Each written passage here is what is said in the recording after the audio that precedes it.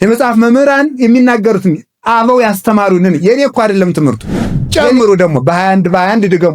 ግን ሁሉንም አንድ ጊዜ አጀምሩት ነው የኔ ጥያቄ። አንድ ሰው ጸሎት የሚያቋርጥበት ምክንያት ጸሎት የሚሰለቸው ወይም ጸሎቱን እያቆራረጠ የሚጸልየው ለምንድን ነው ካላችሁ፣ እግር ይቁም፣ እጅ መጽሐፍ ይሸከማል። አሁን አንድ ነገር ግን ማናሳትፈው በጣም ውድ የአካል ክፍል አለ። በጸሎት ጊዜ መስራት ያለበት ማን ነው? አንኳኩ። እናንተ አሁን አንኳኩ ምን አደርጋለሁ ብሏል እግዚአብሔር። እናንተ አታንኳኩም፣ ግልብጥ ብላችሁ ማደር። አንኳኩ ማለት ጸልዩና የስጦታ በር ልክፈትላችሁ ብላችሁ የለ ባላንኳኳም ብላችሁ ተገንድሳችሁ እንደ ግንድ ታድራላችሁ።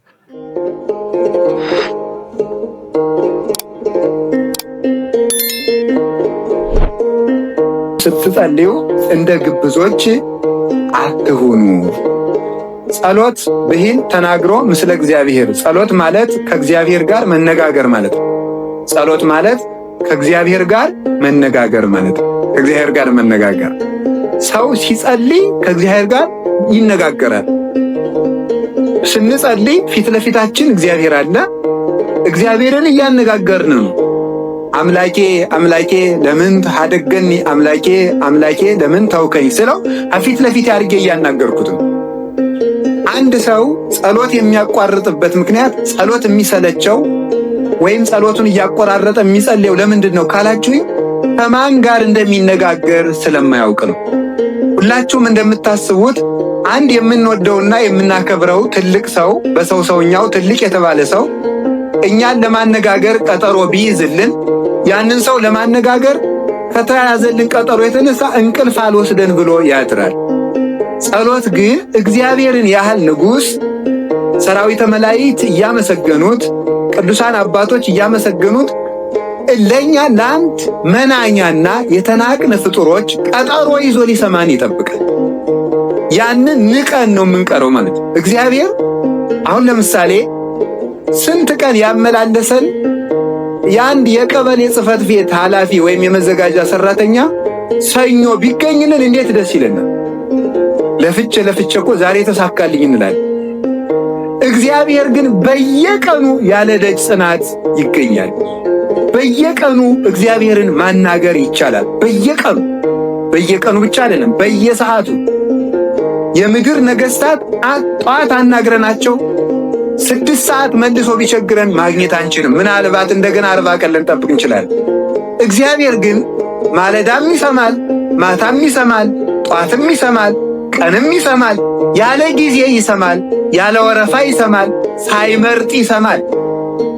እግዚአብሔር የሚሰማውና የማይሰማው ሰው የለም። ሁሉንም ይሰማል።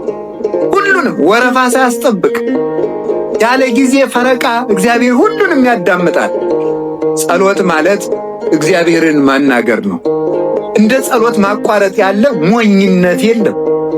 እንዴት ሰው እግዚአብሔርን ያህል ንጉሥ አናግረኝ ብሎ እየጠበቀው እንዴት ያን አቋርጦ ይውላል?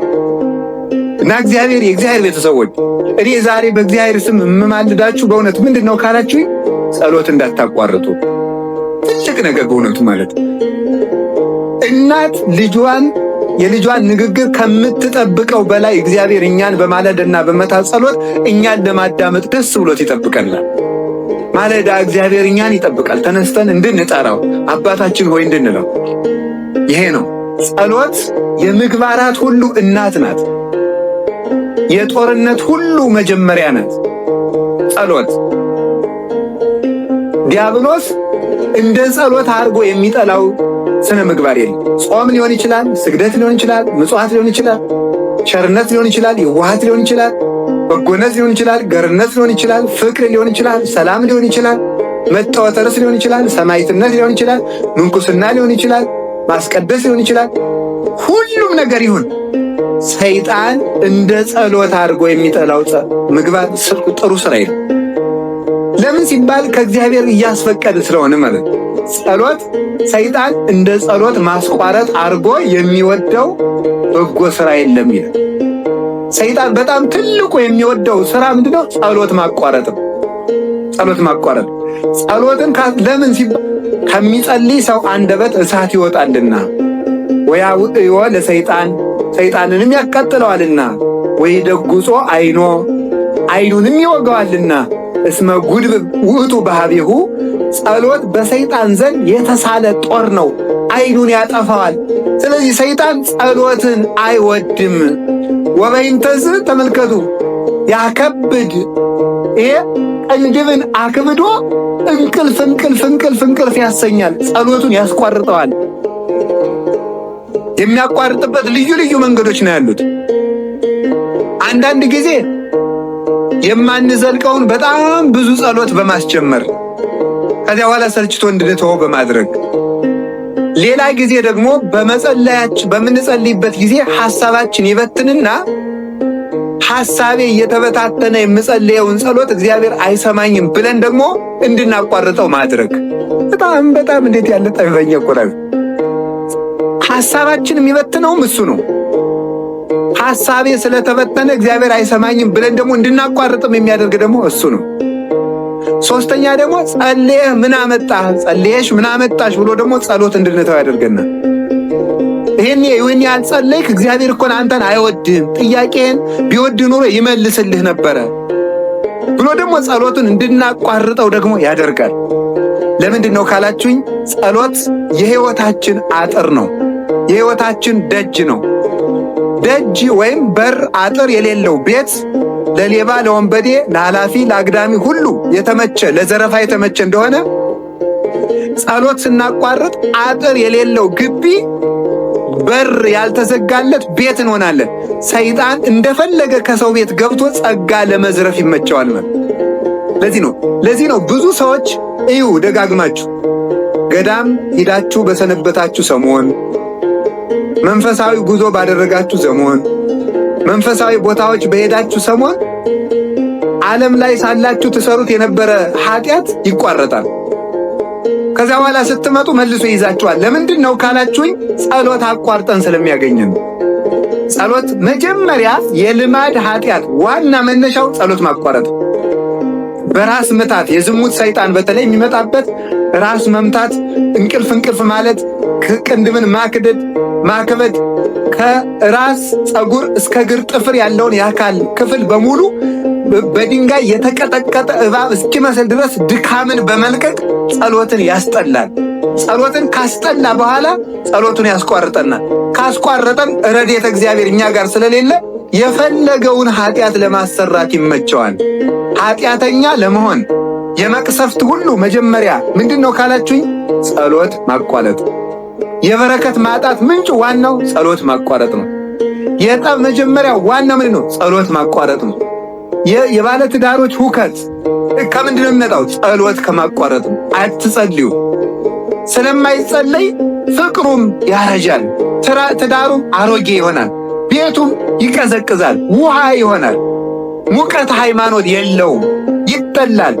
ባልየው ወጥቶ መግባትን ይጠላል። ሚስቲቱ የባሏን መምጣት ትጠላለች። ለምን?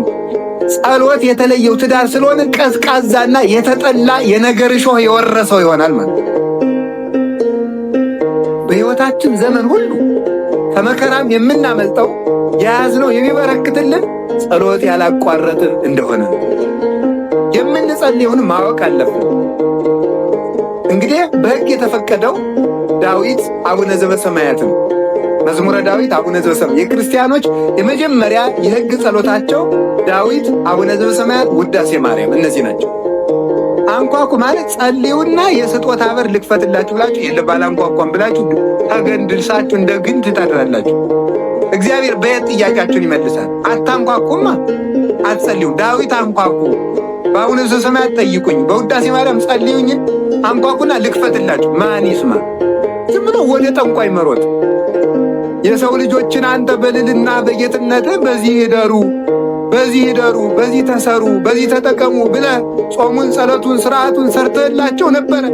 ዝንጎዎች የሰው ልጆች ግን ያንተን ስራ ትተው ሜዳ ለሜዳ ይዞራሉ ይላል። ውሃ ያለ እዚህ ማሰሯችን ተሸክመን የምንሮጥ ወደዚያ፣ ሀብት ያለ እዚህ እኛ የምንሮጥ በሌለበት፣ ሳር የሚለቀም እዚህ በጎች የሚኖሩ በበረሃ፣ ውሃ ያለ እዚህ በጎች የሚኖሩ በበረሃ፣ ወርቅ ያለ እዚህ እኛ የምንውል አፈር ለፈር። ይሄ ነው መዋያን አለማወቅ፣ የት እንደሚገኝ አለማወቅ። አሳው ያለ በዚህ እኛ መረባችን የምንጥል በግራ አሳው የሚጠመድ እዚህ። ስለዚህ እውነት የምትጠቀሙበትን መንገድ እወቁት። የምትጸልዩ ከሆነ ሁሉንም ነገር ታሸንፋላችሁ። ሰይጣን ጸሎት የሚያቋርጥ ሰይጣን አንደኛ ምንድነው? ማስመሸት አንዱ ብልሃቱ ነው። ማስመሸት አንዱ ደግሞ ምን ማለት ጸሎትን እንደ ዕዳ መቁጠር ነው። እንግዲህ ስንቱን ነው የምደግመው ማለት ነው። ያ ሁሉ እንግዲህ የሚያልቅ ጸሎት እኮ አላደረስኩም ብሎ እንደ ዕዳ መቁጠር። እስኪ እንደ ውድ ቅጠር አሁን ወጣቶች እናውቃቸዋለን። አሁን ልታገቡ ስትሉ እጮኛ ሲኖራችሁ እዚያች ልጅ ጋር ስትቀጣጠሩ እንዴት ብላችሁ ነው የምትሯሯጡት አይደል? ይቅርታ ቀጠሮ አለብኝ ነው አይደል የምትሉት? ጸሎትን እንደዚያ የእግዚአብሔር የፍቅር ቀጠሮ አድርጉት። እግዚአብሔር አባታችሁ እንደሚጠብቃችሁ አስባችሁ የእሱ ቀጠሮ እንደሆናችሁ ነው ማለት። እንደ ዕዳ አትቁጠሩት። እንደ ዕዳ ስለምንቆጥረው ነው። ሌላው ደግሞ ሐሳቤ እየተበታተነ ብጸልይ እግዚአብሔር አይሰማኝም ለሚለው ሰይጣን ይሰማል። እግዚአብሔር ይሰማል። አንድ ነገር ልንገራችሁ፣ 10 የቅድስና ደረጃዎች አሉ። የሰው ልጅ ከ10 የቅድስና ደረጃዎች 4ኛው ላይ ካልደረሰ ሐሳቡ ሳይበተን መጸለይ አይችልም። እኛ ደግሞ ገና መጀመሪያውን አልጀመርንም። ስለዚህ ሐሳብ ቢበተንብህ አትጨነቅ፣ አትደነቅ። ከዚያኛው ማዕረግ አልደረስክምና ከዚያ ማዕረግ ሳትደርስ ሐሳቤ ለምን ተበታተነብኝ ማለት ትዕቢት ነው። ዝም ብለህ ቢሰማህም ባይሰማህም ቢገባህም ባይገባህም ጸልይ። ጸሎቱ ለአንተ ባይሰማ ለሰይጣን ይሰማዋል፣ ይሸሻል። ለአንተ ባይሰማ እግዚአብሔር ይሰማል። ሌላው ሐሳባችሁ እንዳይበተን ብትችሉ ሁሉንም ሕዋሳቶቻችሁን በጸሎት ጊዜ አሳትፏቸው። በጸሎት ጊዜ ማሳተፍ ማለት እግር ይቁም፣ እግር ይቁም፣ እጅ መጽሐፍ ይሸከማል። አሁን አንድ ነገር ግን ማናሳትፈው በጣም ውድ የአካል ክፍል አለ በጸሎት ጊዜ መስራት ያለበት። ማን ነው? ጆሮ። ጆሮ መሳተፍ አለበት በጸሎት ጊዜ። ምን ማድረግ አለበት በጸሎት ጊዜ የሚሳተፈው? እያለ የምንናገረውን በጆሮአችን ማዳመጥ፣ የምንናገረውን በጆሮአችን ማዳመጥ። ስንሰማው ከዚያ በኋላ በጆሮ የሚገባው ልብን ያስራል። ልብ ከእግዚአብሔር ጋር ይገናኛል። በአፍ የሚወጣው ወደ ጆሮ መግባት አለበት። በጆሮ የሚገባው ልብን ይቆጣጠራል። ልብ ሲቆጣጠር ሐሳብ መበተን ያቆማል ነው። ስለዚህ ጆሮአችንን ስለማናሳትፈው ነው በጸሎት ጊዜ ሐሳባችን የሚበተነው። ሌላው እምነት ስለሌለን ነው ሐሳባችን የሚበተነው። ስለዚህ እግዚአብሔር ያውቃል ብላችሁ እኔ ስለ ዛሬ እንጂ ስለ ነገ የሚያገባኝ ነገር የለም፣ እግዚአብሔር ያውቃል፣ እኔ ድርሻዬን እሰራለሁ። አንድ ገበሬ ነበረ እና ምን አሉ ይባላል፣ እኛ ገበሬ ሰውዬ ዝናብ እስከ ሰኔ ግማሽ በላይ ቆይቶ ነበረ እና ሲቆይ ሰውየው ዝም ብለው ዘር ይሰራል። ኧረ ተው እባክህን፣ ኧረ ተው አንድ ሰውዬ ቢያንስ እንኳን ዘሩ ለልጆች ቢበሉት ምን አለ ሲባል ምን ብለው መለሱ መሰላችሁ? እግዚአብሔር ዝራ እንጂ ውሃ ቅዳ አላለኝም ብለዋል። ስለ ነገ በመጨነቅ ዛሬን እናባክናለን። ስለ ዛሬ በመጨነቅ አሁንን እናባክናለን። ሰው የሚባለው የዛሬንና የነገን ውሎ ለእግዚአብሔር ሰጥቶ አሁንን በአግባቡ የሚጠቀም ሰው ነው። ሌላው ደግሞ ሰይጣን ምን ይላል? አንተ ኃጢአተኛ ነህና እግዚአብሔር አይሰማህም ሊላችሁ ይችላል። ኃጢአተኛ ስለሆንክ እግዚአብሔር አይሰማህም፣ ግን ይሰማል። እስኪ አንድ ጥያቄ ልጠይቃችሁ። እናት ሕፃን ልጇ ጭቃ ሲያቦካ በጣም ፊት ታቅፈው የምትኖረው ልጅ መዳህ እምቢ ብሎት ብዙ ጊዜ ቢቆይ ለመዳህ በቅቶ ጭቃ አብክቶ ቢመጣ ምን ታደርገዋለች? ወይም ስኳር ቢደፋ ለዚህ በቃልኝ እሳይ ልጅ ብላ ትሰማዋለች። ችግር እኮ ነው የፈጠረው ልጁ አይደለም፣ ዕቃ ደፍቷል። ግን ለመድፋትም መብቃት ብላ ትስመዋለች። ከዚያ በኋላ አይምሮ ካወቀ በኋላ ሲያጠፋ ነው የሚገረፈው። እስከዚያ ድረስ ግን ጭቃ ተቀብቶ ቢመጣ ጎሽ ጎሽ ጎሽ ተብሎ ይታጠባል ማለት ነው። እኛ ምንም አይነት ኃጢአት ይዘን መተን ብንጸልይ እግዚአብሔር ቸር ነው፣ ደስ ይለዋል። ነገ ከዚያ እናቲቱ እንዲያምትለው እንደምታጥበው ስለምታውቅ ነው። እግዚአብሔር እንደሚያነጻን ያውቃል። ከጸለይን እንደምንድን ያውቃል። ከጀመርን እንደሚያስጨርሰን ያውቃል። ሰይጣን ደግሞ ከጀመርን እንደምንጨርስ ስለሚያውቅ ነው። እንደው ሊቃውንት ምን ይላሉ? በዓለም ላይ ዋና ፈሪ ሰይጣን ነው ይላሉ። ታውቃላችሁ? ይሄን ዋና ፈሪው ማለት ነው። ታውቃላችሁ ሰይጣን በጣም የመጨረሻ ፈሪ ነው። እኔ ፍርሃቱ የሚደንቀኝ ምንድነው? እኛን አለመናቁ። አይገርማችሁ? አሁን እኔን አለመናቁ። አሁን እኔ ራሴ 3 ቀን ነው ሳላቋርጥ ጥሩ ጸሎት ብጸልይ እባብ ይመስልና ይመጣል፣ አይጥ ይሆንና ይመጣል። በማይጸልይ ሰው ደግሞ አትመጻደቅ። በማይጸልይ ሰው ላይ እኛ ስንጸልይ ሳምንት መጸለይ ከመጀመራችን በማይጸልይ ሰው ላይ መመጻደቅ እንጀምራለን። ስለዚህ በዚያም አትመጻደቅ። ጸሎታችንም ይጠብቀናል ማለትም ግብዝነት ነው። እግዚአብሔር እኛ የምንጸልየው እግዚአብሔርን ስለምንወድ ከእግዚአብሔር ጋር ለመነጋገር ከእግዚአብሔር ጋር ለመወዳጀት እንጂ የምንጸልየው የእኛ ጸሎት እኛን ስለሚጠብቀን አይደለም። እንደዚያ ብለን ካሰብን ጸሎት ባቋረጥን ጊዜ ሰይጣን ይመታናል። ምክንያቱም መጀመሪያም ስንጸልይ የነበርነው ጸሎት ይጠብቀኛል እያልን ስለነበር እግዚአብሔር ይጠብቀኛል ካልን ግን አሞን ብናቋርጥ እንኳን ሰይጣን በእኛ ላይ ርስት የለውም።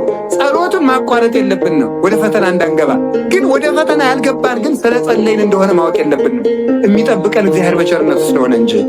ይህን ነው ስለ ጸሎት ማወቅ የሚጠበቅብን ብዙ።